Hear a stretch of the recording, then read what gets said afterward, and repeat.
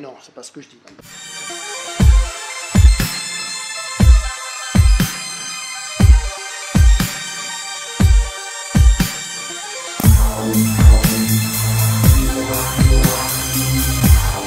Bonjour à vous les cinéphiles et les cynophiles, on pourrait dire, non? Oui. Aujourd'hui, nous allons parler d'Il était une fois en Chine numéro 2, puisque nous avons déjà évoqué le premier film.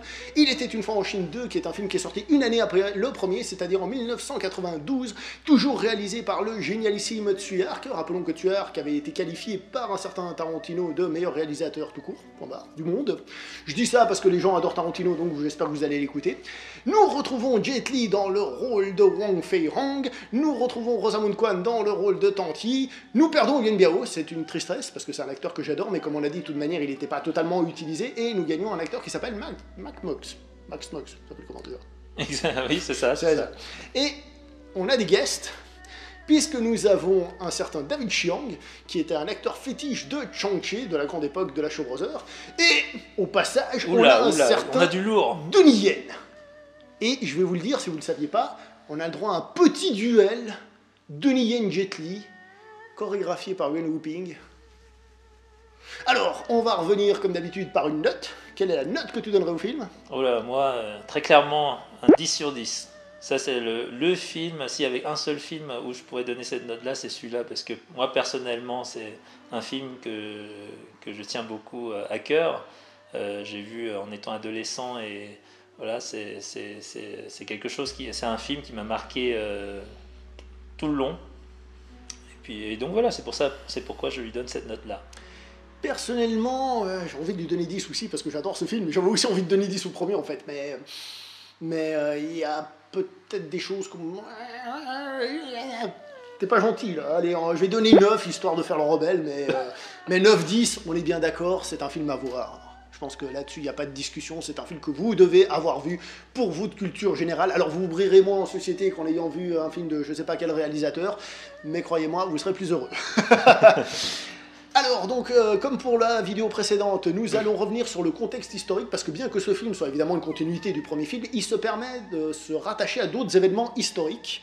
Et pour ça, je parle la parole à notre... Je parle la parole, ça veut rien dire. Je passe la parole à notre historien. Tout à fait, merci beaucoup. Et d'ailleurs, je précise avant de commencer qu'on va spoiler un petit peu comme des porcs. Voilà, j'avais oublié de le dire, ouais, la vidéo précédente, on a oublié de le dire, hein, mais là, sachez, on vous raconte le film. Donc, regardez le film, aimez-le, et revenez nous voir. Alors donc pour commencer, le contexte historique, il se passe, c'est ce qui est assez étonnant en fait, il se passe logiquement 20 ans après le premier film. Ouais, on a dû vérifier parce que j'y croyais pas, vu l'évolution des personnages, on a l'impression que ça se passe, allez, une année, voire même quelques jours après seulement, on pourrait dire. Mais quelques jours, j'exagère. Mais officiellement, oui, en effet, par rapport aux événements et d'après ce qui est raconté dans les synopsis, ça se passe 20 ans après. Mais justement, je pense que voilà, ils ont dû... étirer un petit peu les dates, histoire de correspondre un petit peu par rapport au contexte du film, parce qu'il sera question en fait du commencement de la révolte des boxeurs, ce qu'on appelle la révolte des boxeurs, c'est-à-dire des groupes... tu parles du pantalon, alors, du sous-vêtement non, je parlais du chien, tu sais. Ah, du chien, d'accord, ok. D'accord. Mais en l'occurrence, voilà, c'est justement ce moment... avec des colonisateurs qui arrivent et qui commencent à faire leur place en Chine. Et je suis encore en train de rire. C'est tellement nul que... Vas-y, continue. Et voilà, donc il se forment des sociétés secrètes qui sont assez proches des triades. D'ailleurs, c'est souvent le cas. Je me permets de dire d'ailleurs qu'on utilise souvent le terme société secrète pour parler des triades. Alors je ne sais pas s'il y a une différence, mais souvent quand on traduit en tout cas rapidement dans les sous-titres et tout ça, les triades en ce moment c'est vraiment beaucoup plus par rapport aux mafias modernes, quoi. Mais c'est vrai qu'à l'époque c'était des sociétés secrètes qui s'organisaient pour se rebeller, pour renverser le gouvernement qui était déjà mandchou à la base, je le rappelle, et là ça prend de l'ampleur parce qu'il y a les étrangers qui viennent, donc ils commencent à attaquer les étrangers également. Et donc c'est un contexte assez particulier parce que justement le point culminant va se retrouver durant les 55 jours de Pékin, là où il y aura véritablement un massacre, notamment ils vont attaquer les ambassades étrangères, etc., qui vont appeler la rescousse avec les gardes nationales, etc., qui vont venir et puis donc attaquer tout le monde à coups de fusil. Et donc il y a énormément de morts à ce point-là. D'ailleurs, il y a énormément de très célèbres maîtres de Kung-Fu qui se sont joints à ces révoltes. D'où le terme, révolte des boxeurs, dans le sens boxe chinoise. Voilà, tout simplement parce qu'à l'époque, les Occidentaux ne connaissaient pas du tout ce qu'était le Kung-Fu. Donc ils ont vu les pratiquants de Kung-Fu attaquer, etc. Ils ont dit, c'est de la boxe. Donc ils ont appelé ça la révolte des boxeurs. À noter que encore une fois le contexte n'est pas aussi simple puisqu'il y a également à nouveau le gouvernement qui est là, va faire double jeu, etc. En manipulant quand ils le veulent les boxeurs et puis les occidentaux également, en étant amis avec certains pour essayer d'en écarter d'autres. C'est un jeu de pouvoir finalement assez classique comme on peut en voir partout, même actuellement et dans plein de domaines, hélas. Voilà, la politique. Voilà. Je profite pour dire aussi donc, que cette révolte des boxeurs revient un peu sur une phrase qui est dite à la fin du premier film, quand le maître Yim meurt, il dit les arts martiaux ne peuvent rien face aux armes à feu occidentales. Il y avait cette croyance, je ne sais pas à quel niveau, en tout cas c'est ce qui est dit populairement, qu'avec justement le travail de Qigong, la chemise de fer et compagnie, ils pouvaient encaisser les balles. Et on a remarqué que non, si jamais, testez pas. Hein.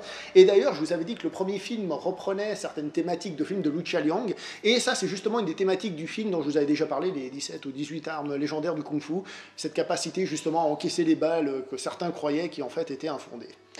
Voilà. Et pour revenir en contexte, c'est également intéressant parce que là on est en train de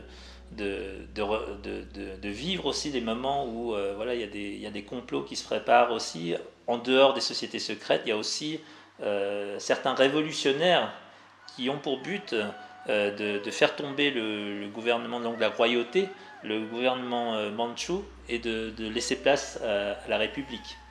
Donc, notamment avec le célèbre Sun Yat-sen présent dans le film également. Alors, Sun Yat-sen, on va le présenter un tout petit peu si tu sais quelque chose sur lui. Alors, je ne suis pas un expert, je sais que c'est un révolutionnaire et il est parti à Taïwan, et c'est lui qui a fait un peu l'indépendance de Taïwan. Disons que c'est également, c'est aussi un docteur reconnu, et puis il a participé, c'était un peu le... si vous voulez, c'est, disons, le personnage qui a une image encore très positive, que ce soit à Hong Kong, que ce soit en Chine continentale et que ce soit à Taïwan. D'accord. Voilà, c'est une personnalité qui fait consensus dans le monde chinois en fait. Et parce qu'il a, il a fait partie, il a été à la tête du mouvement qui a fait tomber le gouvernement mandchou, donc qui a coupé court avec 3000 ans de règne avec un roi. 3000 ans avec un roi, et il les détestait depuis 3000 ans. C'est dire à quel point les mecs ils lâchent pas l'affaire. Hein. 3000 ans les gars, c'est pas, ils se disent pas au bout d'un moment, bon allez, tranquille. Non, 3000 ans ils se révoltent encore. Hein. Donc bien sûr, après la République, la République a été fondée en 1911, et à partir de là, après il y a eu les luttes entre les seigneurs de guerre et la fameuse lutte fratricide entre Chiang Kai-shek et puis les communistes.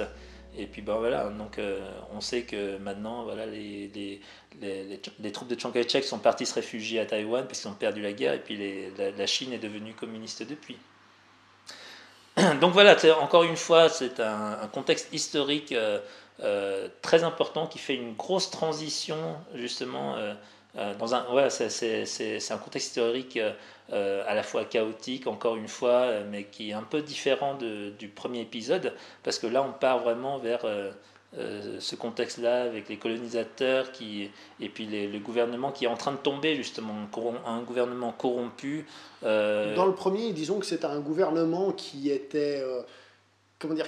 qui était pas sympa avec le peuple parce qu'ils essayaient de négocier, mais là ça va plus loin, on va dire. Là le gouvernement tout à fait. Va plus loin, on va simplement dire ça comme ça. D'ailleurs on le voit bien, je veux dire, le personnage de Donnie Yen qui représente un haut fonctionnaire du gouvernement en train de dire ah oui, nos forces sont occupées dans le nord avec les Français, dans le sud ils sont débordés avec donc Lotus Blanc qui sont les triades, et en plus ils doivent s'occuper des révolutionnaires. Alors triade non pas dans le sens mafieux, mais justement voilà, dans le sens société secrète, dans le voilà. sens révolutionnaire retardé de la tête. Qui pensent encaisser les balles. Et en plus, ils doivent essayer de lutter contre les révolutionnaires qui sont là également à comploter. Donc voilà, ça fait encore une fois un contexte assez complexe. Donc en gros, ce film, pour nous occidentaux, ça nous parle pas, mais en fait c'est un super crossover parce que c'est Wong Fei-hong, un personnage historique, qui rencontre Sun Yat-sen, un autre personnage historique, et deux personnages qui sont très appréciés. Alors pour nous, ça ne nous parle pas trop, mais pour dire que le film a cette image de réunir ces deux personnages-là. Tout à fait. Nous, justement, nous parle peut-être moins, mais qui est importante. Deux personnages très importants. Et c'est d'ailleurs pour ça que dans ce film, beaucoup plus que dans le premier, on sent la portée historique. Parce que autant dans le premier, tu as dit qu'au final, il n'a pas fait avancer l'histoire de beaucoup. Mais dans le 2, là, on a vraiment l'impression que Wong Fei-hong a le destin du pays entre ses mains. Alors, je mettrais un petit bémol, c'est oui, il est plus impliqué, mais en même temps, si on regarde, sans raconter, le combat final et l'enjeu du combat final, finalement, il change pas trop encore. Tu vois ce que je veux dire ?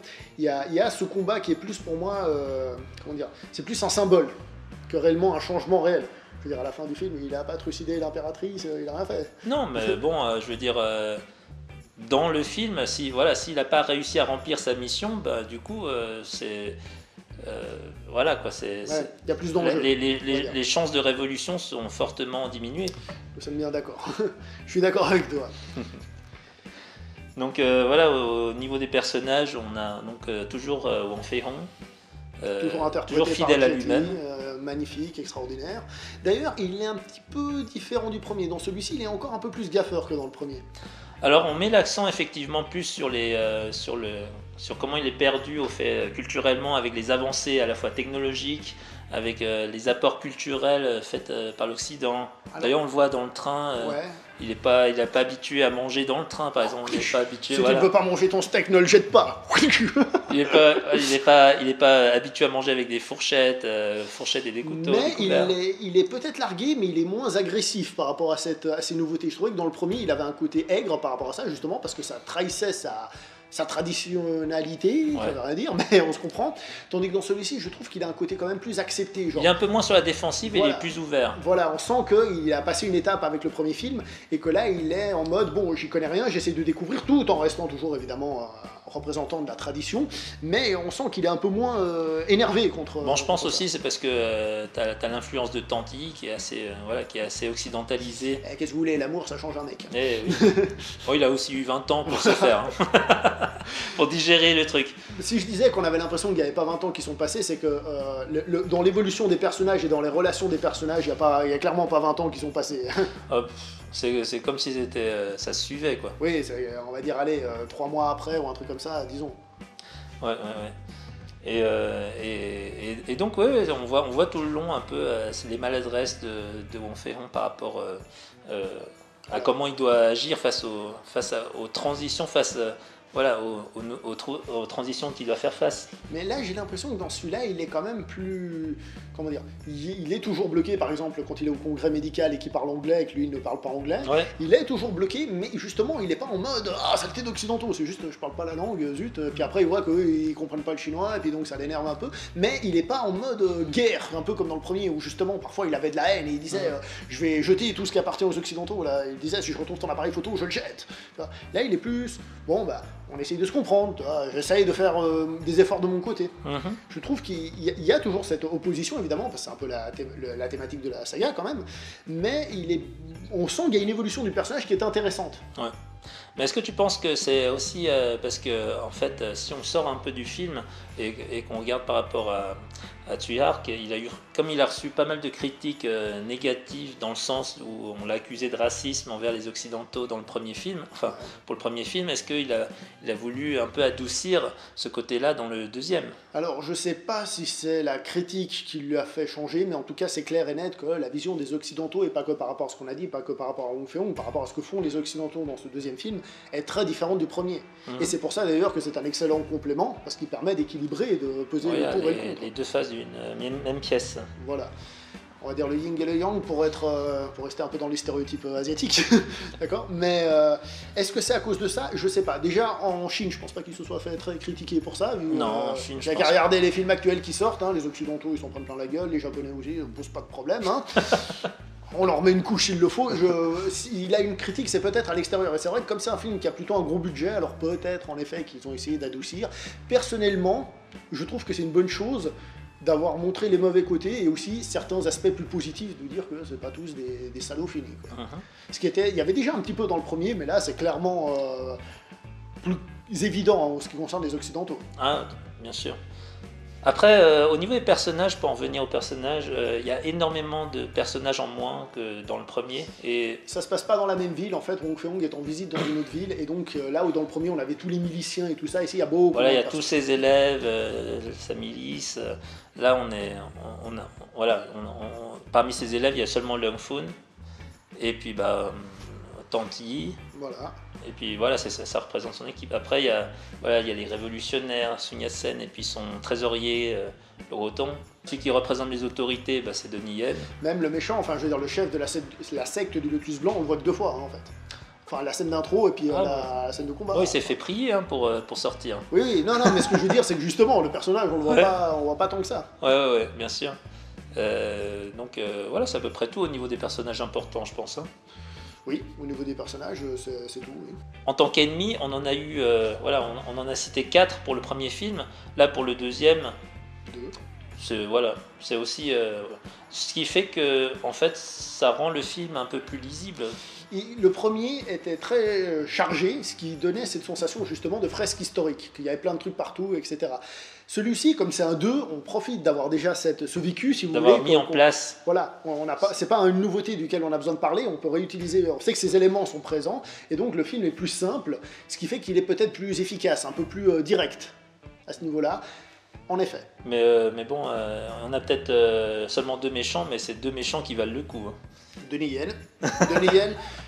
Yen, à cette époque et pendant longtemps, c'était un type très peu connu en Occident. Déjà que les acteurs chinois en Occident, c'est pas comme si c'était des gars super connus. Mais depuis qu'il a fait Ip Man et 2-3 autres trucs, maintenant il est connu. C'est pour ça que je vous dis, Jet Li versus Donnie Yen, ça a beau être un film de 1992, ça vaut son pesant de cacahuètes, croyez-moi. Ah, mais cinématographiquement parlant, on n'a pas énormément d'occasions de croiser ces deux ensemble. Hein, entre ça et puis il a fallu attendre combien d'années après pour Heroes? Je sais plus, mais. Voilà, donc. Longtemps. Genre 20 ans après, donc ouais, mais 20 ans, on sait que. ça va rien dire 20 ans dans le cinéma de Hong Kong. Donc ça vaut son pesant de cacahuètes, notamment parce que le personnage de Donnie Yen est ultra charismatique également. Faut dire il crève l'écran, quoi. C'est incroyable.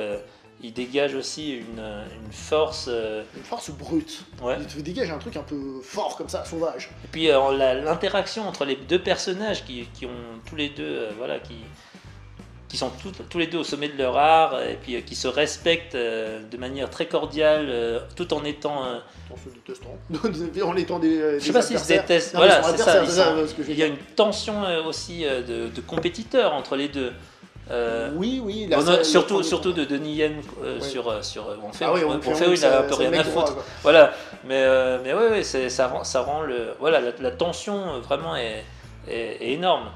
Maintenant, je voudrais revenir sur un truc qui est super intéressant dans ce film, c'est qu'en réalité, Wong Fei-hung, on a dit que c'était le défenseur des traditions, et donc par conséquent celui qui, de base, n'aime pas trop la modernité, l'occidentalisation. Et là, en fait, Wong Fei-hung se retrouve dans une situation où l'adversaire, ça vient justement de la tradition d'une certaine manière. Puisque finalement, la secte du Lotus Blanc, c'est donc des révolutionnaires anti-occidentaux, qui tue des gens et tout ça, et on a justement cet état, ces fonctionnaires corrompus, et donc Wong Fei-hung sans le vouloir, se retrouve à soutenir, sans le vouloir d'une certaine manière, à soutenir Sun Yat-sen, qui est un révolutionnaire, qui veut donc révolutionner la tradition chinoise, et il se retrouve à combattre des traditionalistes, d'une certaine manière, traditionalistes, on se comprend.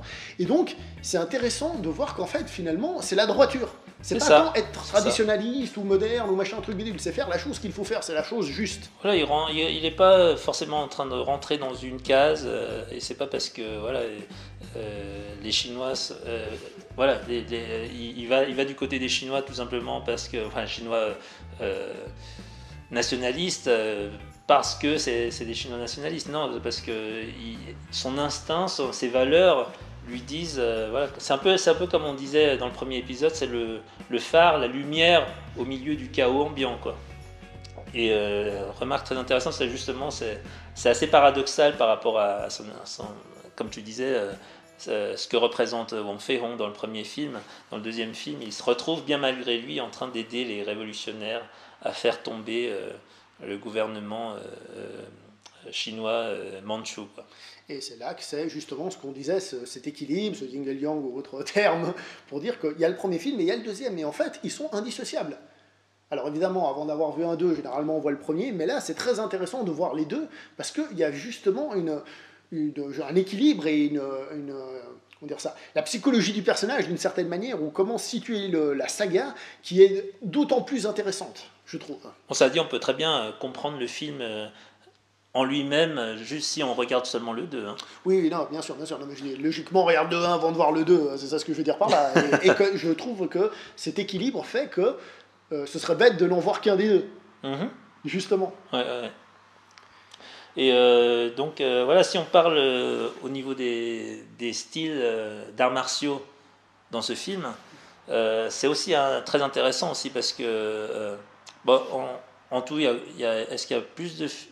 Il n'y a pas énormément plus de scènes d'arts martiaux que dans le premier, hein, je pense. Le premier, ça s'accélère au bout d'un moment. Il faut attendre un bon moment avant qu'il y en ait des grosses. Là, ici, c'est un peu mieux réparti. Voilà, c'est un peu mieux réparti, j'ai l'impression.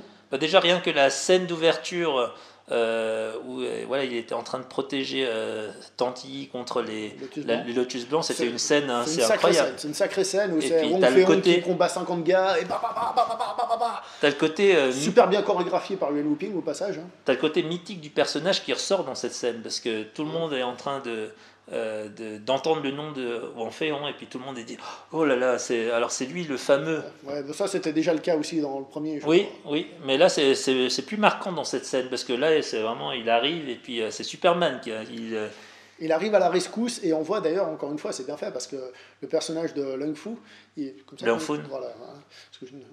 on voit qu'il combat, mais comme on l'a dit dans le premier, il ne doit pas être plus que Wong Fei-hong. Donc on voit qu'il arrive à combattre, que c'est un type qui fait des arts martiaux, qui est considéré comme bon, mais quand Wong Fei-hong arrive, c'est quelque chose de beaucoup plus grand, beaucoup plus fort. Ah oui, alors là c'est... Avec la musique en plus, il arrive avec tout. Quoi. Je peux pas imaginer une meilleure introduction du personnage pour ce film-là. Et il a l'air balèze, la chorégraphie est super bien faite, bam, bam, bam, où il balance ses coups de pied et tout ça. Je profite pour dire, j'ai dit que c'était Yuan Wuping à la chorégraphie. Yuan Wuping, c'est pour moi le chorégraphe qui a réussi à mieux utiliser le talent de Jet Li dans les films. Je trouve que c'est celui qui a réussi à mieux faire ressortir ses qualités. À chaque fois que c'est Yuan Wuping qui a à la réalisation, oui, ça, je reviendrai là-dessus vite fait, à la chorégraphie d'un film, Jet Li est utilisé à son maximum. J'ai dit réalisation parce qu'il faut savoir qu'à Hong Kong, généralement, le terme de chorégraphe, ça, en fait, à la base, c'est plus réalisateur de scènes d'action. C'est-à-dire que parfois, il prenait la place du réalisateur pour réaliser les scènes d'action. Alors, dans ce film, je pense qu'en effet que Tsui-Hark a eu son mot à dire, parce que Tsui-Hark, même quand il était producteur, il avait toujours son mot à dire, son mot très violent à dire d'ailleurs, mais pour dire que Yuan Wuping s'est occupé de ces scènes de ce film, et je tiens à dire que les scènes de combat de son film sont supérieures au premier. Pourquoi ? Parce qu'il y a un peu plus d'échanges. Il y a toujours le côté un peu aérien, mais il y a beaucoup plus d'échanges. Il y a des échanges au bâton, sur un même plan, c'est long, ça enchaîne. On voit que ça a accéléré un petit peu, c'est normal, mais ça en jette. C'est magnifique. La scène de combat dans le consulat, par exemple, était super intéressante avec... tu sais, quand il descend l'escalier, et puis tu as les lances qui viennent d'en bas, et puis il casse les lances, et puis ensuite il il donne un coup de pied sur la boule, là, la boule. Oui, le pommeau là. Oui, tout à fait. Bam, il l'envoie dans la tête. Voilà. Oui, oui. Alors oui, donc il était dans le consulat et puis t'as l'invasion des lotus blancs qui arrivent et puis là il commence à faire face à tous ces lotus blancs et c'est l'assaut quoi. Il casse les fenêtres, il tue tout le monde et puis t'as les cavaliers qui entrent et puis lui il arrive et puis il donne un coup de pied, il prend la place du cavalier et puis il commence à... Il campe le cheval. Voilà. Une petite blague par rapport à ce qui se passe dans le film à un moment. Voilà, mais comme on voit encore, comme dans le 2, voilà, il a un style très aérien, très... Le style très aérien, c'est quand il combat la secte du Lotus Blanc, là où il y a l'empilement des... Alors des là, tables. Là oui. c'est hyper aérien, mais c'est quelque chose qui se faisait. Il me semble que c'est dans Taishi Master, il y a une scène du genre aussi. Ouais, Si mes souvenirs sont bons, Taishi Master, je l'ai vu à perpète. ok. Mais il me semble qu'il y a aussi une scène du genre. On rappelle que, on l'a dit, hein, Jet Li, c'est le rôle qui a créé sa carrière, on va dire, donc forcément. Mais pour dire, il y a aussi encore ce côté très aérien de toute manière. Hein. De toute façon, c'est pas un film qui se veut réaliste. Hein. Ça, on l'a dit déjà sur le personnage, même s'il a réellement existé, mais aussi dans la représentation des arts martiaux. Tout à fait. Et voilà, ça représente bien encore une fois donc, le haut degré de maîtrise de Wong Fei-hung, un stade d'arts martiaux inatteignable. La scène de fin où le personnage de Donnie Yen, il utilise des draps, on va dire, et il commence à le bouger, ça fait un bâton, ça devient dur. Déjà, c'est super bien fait. Le bâton de tissu. Voilà, déjà, c'est super bien fait. Alors, certes, c'est un film, hein, ouais, on sait qu'il y a un bâton dedans, etc. On n'est pas bête, mais ça fonctionne tellement bien, c'est tellement beau. Et la première scène où Donnie Yen et Jet Li se tapent dessus, soi-disant un entraînement, Ouais. et puis qu'il y a le personnage de Wong Fei-hung, il pique avec son bâton, ça touche un poteau, et puis ça fait rien du tout. C'est ça. Les autres sont Wong Fei-hung, il est pas terrible en fait, il a à peine touché, puis il touche le poteau, et boum, il y a le poteau qui se pète. Ouais. Ça, c'est aussi justement cette vision où l'autre a une force brute. C'est comme on disait, Donnie Yen, il a cette énergie brute. Ça, il Donc, casse Wong- directement. Alors voilà, que... Wong Fei-hung, c'est de C'est l'interne, plus c'est subtil. plus, voilà, c'est plus spam à l'intérieur. Ah, mais pour en venir au style de Donnie Yen, quand il utilise son bâton de tissu, tac, tac, tac, et puis quand il frappe par terre, et puis là tu entends l'eau qui s'évapore, ça fait tss, et puis là tu dis oh, waouh. C'est superbement bien fait. Non, mais les combats de ce film. Tu sens la puissance, quoi. C'est ça le truc. Les combats de ce film sont clairement très très bons. Très très bons, du très haut niveau. Ceux qui connaissent pas le cinéma de Hong Kong, ça c'est le genre de film que vous pouvez regarder sans autre. Le premier était excellent, mais il était plus aérien, plus cuté. Là, ils ont peut-être un petit peu moins cuté, et on a des échanges plus longs, et c'est vraiment très très très, très bien. Et puis voilà, c'est des combats tout en virilité, là, c'est vraiment testostérone fois 1000, quoi. C'est vrai. C'est vrai, en plus, ouais, ça c'est pour les fans C'est des années 80. voilà, c'est pas forcément parce qu'ils ont beaucoup de muscles, etc., comme tu pourrais voir dans les films américains des années 80, mais plus par l'attitude, plus par l'interaction entre les personnages. Ils ont une gestuelle aussi très... Donnie Yen, je crois qu'on le voit se battre 2 fois dans le film, et les 2 fois c'est contre Wong Fei-hung. Je crois pas qu'il y ait une autre scène de combat, mais tu sens dans la manière dont c'est filmé, bon bien sûr, il joue avec le bruitage et les mouvements secs et tout, et aussi parfois avec des effets, ils mettaient de la poudre, des trucs comme ça, puis il y a un peu de poudre qui partait, un peu de poussière, mais tu vois que c'est un personnage qui dégage de la puissance. Oui, c'est ça, c'est-à-dire que... pas la peine d'être comme ça, mais tu vois qu'il dégage. Rien que par exemple quand Donnie Yen est en train de s'entraîner pour lui-même au tout début, quand il fait son kata et on entend, rien quand il serre les poings, on entend la puissance. C'est à cette scène que je pense, justement quand il fait les gestes, tu sens que c'est pas juste c'est pas moi quoi. Exactement. Et puis quand je parlais de virilité, il y a aussi cette attitude aussi qui va avec, c'est-à-dire la droiture, la manière dont il parle aussi. Voilà. Je dirais l'inflexibilité. Oui. C'est-à-dire et le fait de combattre pour ses idéaux. Exactement. Autant Wong Fei-hung est inflexible, le méchant aussi d'ailleurs est inflexible. Ils sont d'accord là-dessus, on va dire, ils sont d'accord sur leur désaccord, et c'est justement à ce niveau-là, non, je ne suis pas d'accord, donc je m'oppose. Tout à fait. Et voilà, c'est vraiment le combat entre Wong Fei-hung et puis le personnage de Donnie Yen, c'est-à-dire le général Lan, où on sent vraiment, enfin personnellement, hein, je sens vraiment que le destin de tout un pays, de tout un peuple repose sur ce combat-là, quoi. Avec, enfin, voilà. Donc, moi, c'était vraiment l'impression que j'ai, qui est pas aussi, voilà, qui est pas autant retranscrit dans le premier. Le premier, il n'y a pas autant le destin de tout un pays qui repose sur le personnage de Wang Fei. Moi, je trouve la fin du premier super épique. Hein, quand il se bat avec Maître Yim, la fin méga épique. Hein, Ah, il se met en place. clairement épique, ouais. C'est épiquissime. Mais la fin du deuxième est énorme aussi. On va pas se plaindre.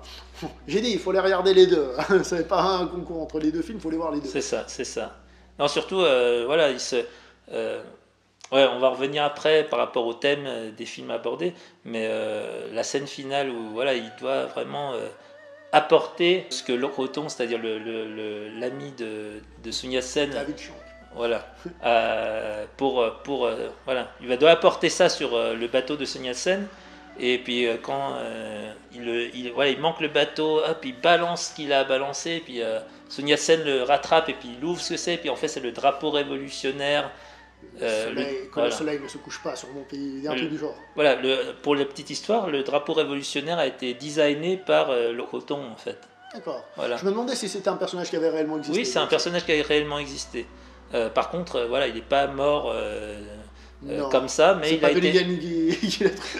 mais il a été arrêté, ensuite il a été exécuté. Mais disons que voilà, c'est ce message avec ce drapeau révolutionnaire est fortement D'ailleurs, c'est pas épique. Le drapeau de Taïwan actuellement, ou alors une variante, il me semble. Mais je c'est pas tout à fait le même. Voilà, mais voilà, le drapeau en lui-même, il était à la fois brûlé, il était couvert de sang, etc.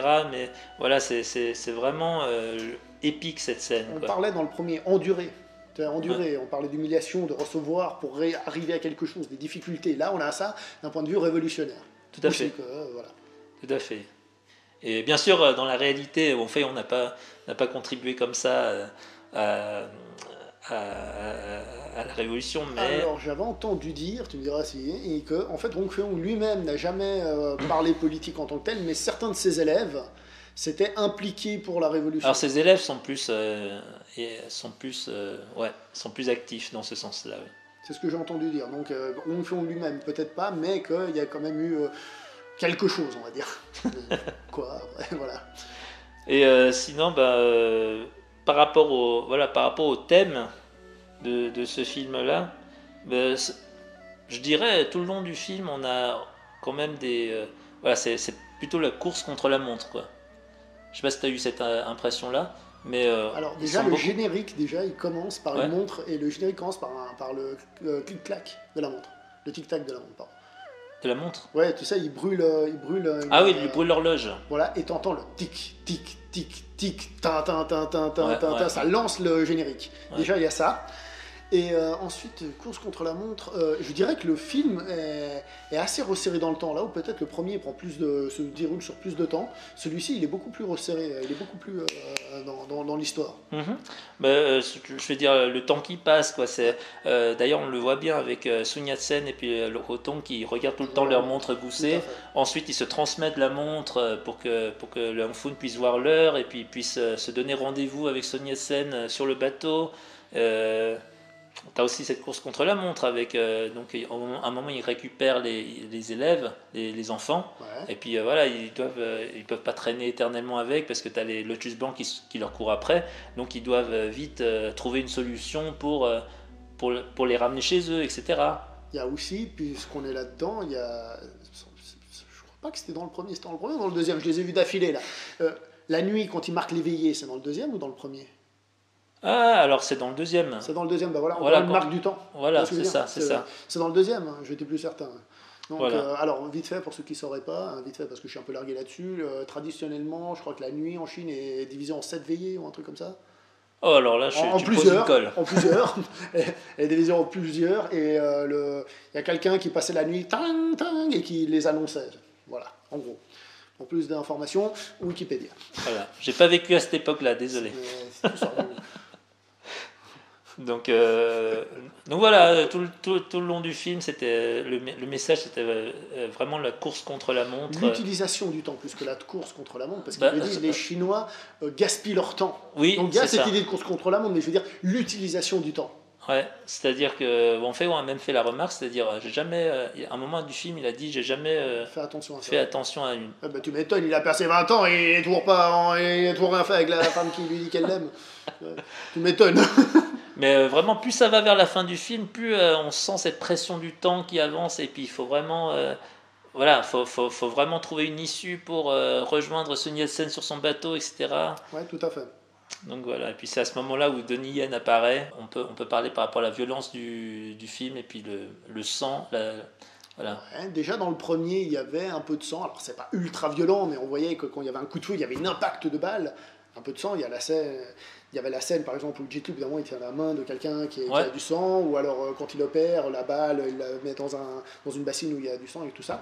Et dans celui-ci aussi, alors je suis pas en train de dire que c'est un film ultra violent, machin truc, c'est pas ça. C'est juste que par rapport, par exemple, actuellement au film d'action un peu aseptisé qu'on a, ce film là pour montrer, non, enfin la violence justement, mais la violence dans le sens que se prendre une balle, ça fait mal, quoi. La violence de la vie, presque, plus que la violence de la scène d'action trop cool avec du sang qui gicle. ouais, mais c'est ça, c'est aussi la violence de l'époque, c'est-à-dire l'époque est comme ça, c'est un peu le Far West à cette époque-là, et donc les Occidentaux arrivent avec des flingues, et puis voilà, c'est un peu, ils flinguent à tout bout de champ, quoi. Euh, et c'est aussi ça montre aussi le choc des personnages face à l'arrivée des armes à feu, parce que Ouais. c'est aussi quelque chose qu'ils n'ont pas l'habitude avant. Le décalage, la révolte des boxeurs qu'on disait, hein, des mecs qui se sont révoltés contre des mecs armés. Tout à fait. Et d'ailleurs, on parlait de la violence, ce film se permet aussi de tuer un enfant. C'est ça. Au bout Alors, d'un ça, moment, c'est pas montré de manière hyper carrée, mais ce qui est en plus bizarre, c'est que c'est un gentil qui tue l'enfant. c'est ça. Mais c'est dans un contexte très On particulier est où il bien n'a pas d'accord. fait exprès, etc. Mais t'as quand même, voilà, il a quand même buté une gamine, quoi. Mais c'est super symbolique parce que c'est la gamine qui croyait à fond dans les préceptes de la secte du Lotus Blanc, donc la puissance divine protège le corps, comme ils disaient en français. En fait, C'est ça. ça, je me souviens. Elle arrive en mode non, de toute façon, je suis intouchable parce que je répète ce qu'on m'a dit. Et en fait, comme il n'ose pas tirer dessus, les autres autour se disent ouais, c'est bon, on résiste. Alors ils ont attaqué en masse. C'est assez symbolique justement sur les idées qu'on met dans la tête des gens. Ouais, c'est ça. C'est la manipulation qui est faite des extrémistes, des idées extrémistes sur les gens, quoi. Et c'est vrai que voilà, le gourou, faisait croire à tout le monde qu'il était insensible aux balles parce que voilà, il avait une astuce qui fait que voilà, il mettait une plaque de fer devant la poitrine et puis après il fait une démonstration avec donc ces sbires qui doivent lui tirer dessus avec des fusils d'occidentaux. Donc pam pam, ça fait le bruit métallique et tout ça. Ah, vous voyez, je crains pas les balles. Et donc tout le monde le croit. Et puis tout le monde va au casse-pipe. Et puis La scène au début du film, on disait où Wong Fei-hong apparaît, j'adore parce qu'il casse la gueule à tout le monde. Et puis à la fin de la scène, il y a une petite blague. Il y en a un qui part comme ça, tout cassé. Il fait la puissance divine protège le corps. je l'ai revu, j'ai pensé, j'ai fait ah ouais, cette vieille est tout cassé. donc c'est ça. Mais c'est vrai qu'historiquement, durant les 55 jours de Pékin, voilà, il y a eu des hordes boxeurs qui sont allés attaquer les ambassades et puis qui ont vraiment cru qu'ils pouvaient avoir la puissance divine et survivre aux balles. Et puis voilà, quand ils voyaient un voisin qui tombait, ils se disent ah, le pauvre, il n'a pas accumulé assez de chi. Voilà, c'est nul. Voilà, comme quoi, voilà, c'est les ravages un peu des extrémistes, quoi. C'est Ouais. des idées extrémistes et puis des Des- sectes. Mais aussi, justement, comme on disait, intéressant, parce qu'on parle de chi, de qui, on l'appelle comme on veut, mais je veux dire, finalement, c'est aussi un truc traditionnaliste, tu vois. Oui, bien Certes sûr. qu'il faut aussi relativiser. D'ailleurs, il y a une scène magnifique dans le film où, justement, la médecine traditionnelle de Wong Fei-hong Se marie, complémentent. voilà, se complémente avec la médecine traditionnelle, avec la médecine occidentale. Et donc, les deux ensemble qui arrivent à soigner une personne. Et ça, C'est vrai parce c'est que tout un symbole. au consulat, justement le consul au début, qui était anglais bien sûr, le consul anglais disait ah, au début non, Non, je veux pas pas de de, je veux médecine pas de chinoise. médecin, je veux pas de médecin chinois.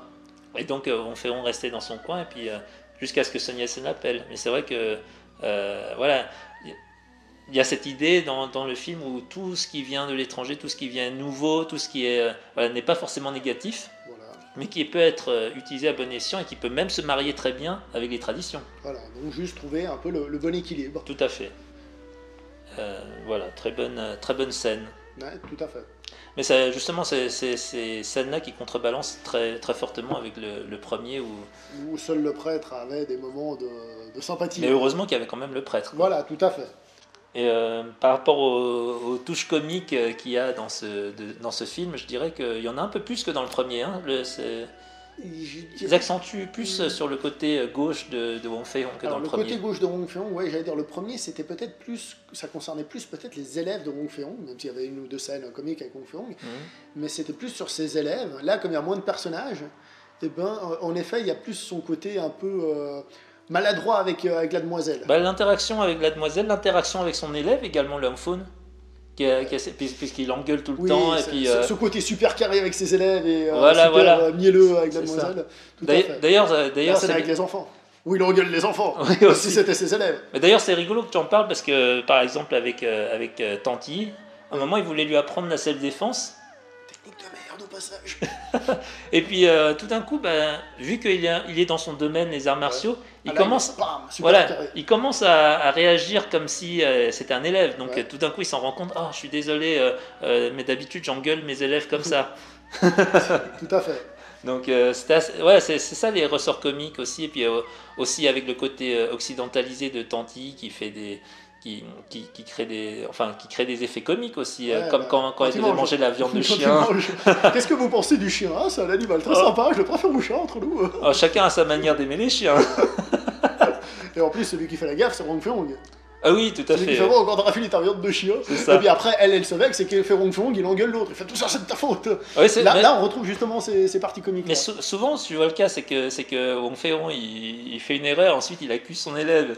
C'est comme ça les profs d'arts martiaux. Ah ouais, il parle par expérience. Je me suis beaucoup fait engueuler, maintenant je me range. Donc tout ça, c'est. Mais encore une fois, ce film est très réussi au niveau des mélanges de.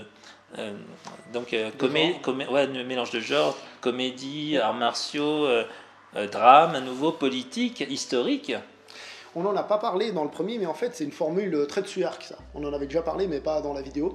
En fait, Tsuyark, ce qu'il fait quand il fait un film, souvent, c'est qu'il donne aux gens ce qu'ils attendent. C'est-à-dire, on va regarder une kung-fu comédie, donc il y aura des scènes de baston, il y aura des bastons entre profs, qu'on a vu dans le premier, pour savoir quel est le meilleur pratiquant d'arts martiaux, tout ça. Il me donne tout ça, mais en même temps, il donne totalement autre chose. C'est-à-dire, et il te donne ce que tu attends, et il te donne autre chose. D'accord ? C'est comme si, je sais pas moi, tu vas dans un restaurant, tu demandes un truc et t'as un accompagnement, d'accord? Tsuyark qui fait beaucoup ça. Il l'a fait par exemple dans The Blade. Si on prend The Blade, c'est quoi? Est-ce que c'est un remake du boxeur? Du sabreur manchot, pardon, je me laisse corrompre par d'autres films. Est-ce que c'est un remake du sabreur manchot? Oui. Est-ce que ça se passe vraiment dans le Jiang-Hu classique, type film de la Shaw Brothers? Non, on est plutôt dans Conan le Barbare. Tu vois, on est dans un truc un peu différent. Rien que dans le titre, comme je t'avais expliqué, il a fait une adaptation de l'histoire du serpent blanc. Comment il l'a appelé?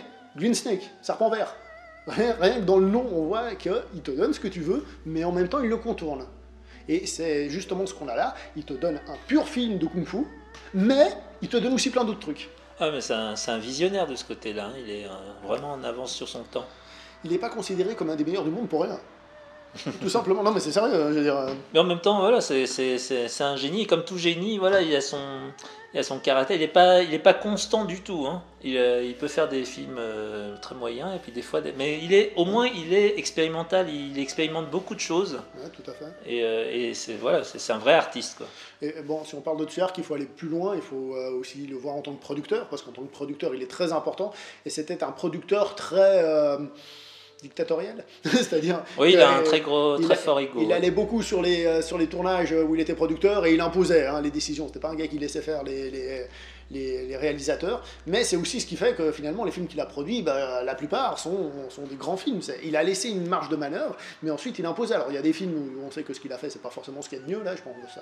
Comment il s'appelle ce film, Shanghai Grand, où il a réalisé une scène qui sort de n'importe où, il y a des films qui sortent d'où cette scène, mais en règle générale on peut pas lui refuser ça. Après il y a des films comme Swordsman, qui à la base devait être un hommage à King Hu, que King Hu a commencé à réaliser, puis finalement il a fait ouais non mais finalement tu me plais pas, je te vire, alors que c'est un hommage au film de King Hu. Et finalement je crois qu'il y a 4 ou 5 réalisateurs qui sont passés, même lui il est passé dessus, et au final c'est Shin Soo-tung qui est crédité. Tu vois.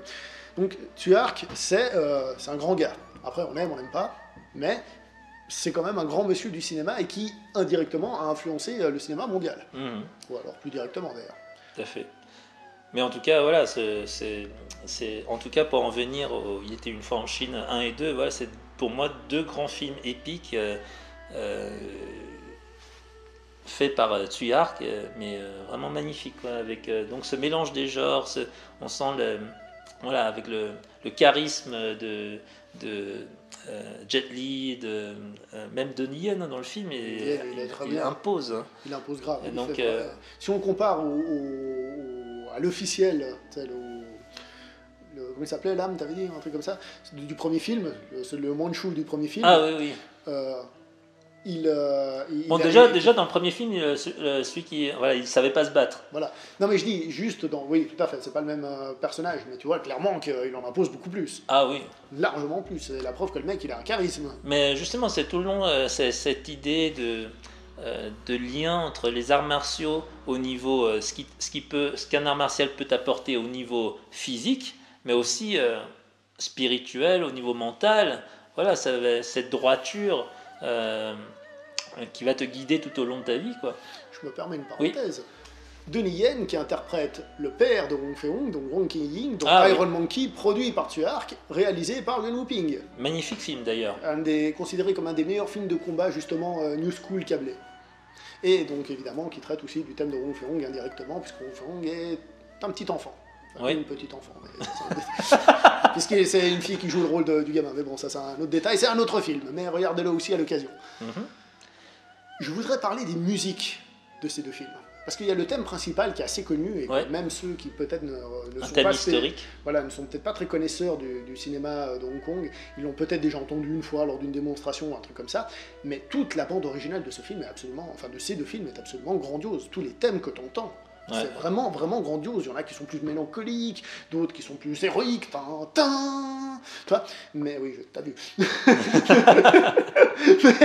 mais je veux dire... il y a la musique de ce film est vraiment, vraiment grandiose. Voilà, c'est une partie de ce qui fait que ce film est épique. C'est James Wong qui l'a fait, cette musique. Et franchement, wow. Est-ce que tu as quelque chose à ajouter? Parce qu'on n'a plus beaucoup de batterie. Non, je pense qu'on a fait le tour. Donc, regardez ce film. Voilà, ça vaut le détour. Voilà. Faites l'effort, parce que ça peut être un peu différent par rapport à vos habitudes, mais pour ceux qui connaissent, vous allez kiffer. Bon, on va s'arrêter là pour cette vidéo. Merci à vous de nous avoir regardés. On se voit prochainement pour une prochaine vidéo. N'oubliez pas de liker, commenter, partager. Et portez-vous bien. Ciao tout le monde! Ciao!